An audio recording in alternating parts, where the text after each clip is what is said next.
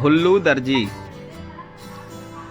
अपने भुलक्कड़पन के लिए पूरे गांव में मशहूर थे। आलम यह था कि कोई उन्हें कुर्ता सिलने को कपड़ा देता तो वे उसका पैजामा सिल देते, और यदि कोई जंघिया सिलने को कपड़ा देता तो उसका रुमाल बना देते थे। धीरे धीरे गांव वालों ने उनको काम देना बंद कर दिया। एक दिन उनकी पत्नी ने कहा कि आपसे अब सिलाई का काम नहीं होगा, आप ये पैसा लीजिए और जाइए एक गाय खरीद कर ले आइए, उसका दूध बेचकर हम लोग अपना गुजारा करेंगे।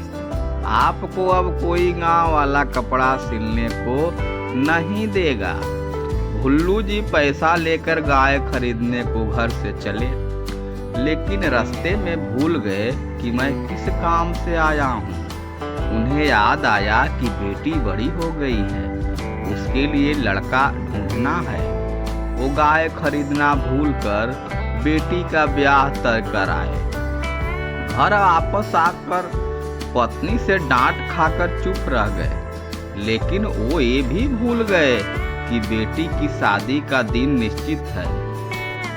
और अब खुद ही भूल गए तो पत्नी को या गांव वालों को कहां से बताते। तय समय पर बेटे वाले बारात लेकर गांव के बाहर आकर बाजा बजाने लगे, और गांव वाले सोच रहे हैं कि किसके यहाँ बारात आई है। प्रधान जी को बारात के पास भेजा गया कि जाकर उन्हें बताइए कि वो लोग रास्ता भूल गए हैं, हमारे गांव में कोई शादी नहीं है।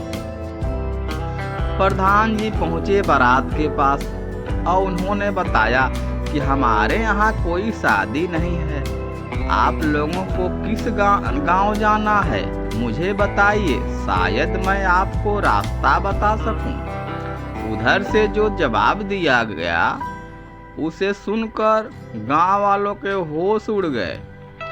उन्हें समझ में आ गया कि ये भुल्लू दर्जी की करामात है, बेटी की बारात बुलाकर भूल गया है। गांव वालों ने अपनी इज्जत बचाने के लिए किसी तरह सारी तैयारियां आनन फानन में की और शादी की रस्में संपन्न होने लगी।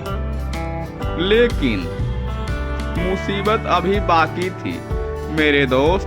जब शादी के लिए लड़की की खोज की गई तब पता चला कि लड़की तो अपने मामा के घर गई है। उसे तो पता ही नहीं कि मेरी शादी के लिए बारात मेरे घर पर पहुंची है। तुरंत भुल्लू को दौड़ाया गया, जाओ और उसको लेकर आओ, तब तक हम बारातियों को उलझा कर रखते हैं। हद तो तब हो गई जब भुल्लू वहां जाकर भी भूल गए कि मैं बेटी को लेने आया हूँ। खाना पीना खाया और सो गए।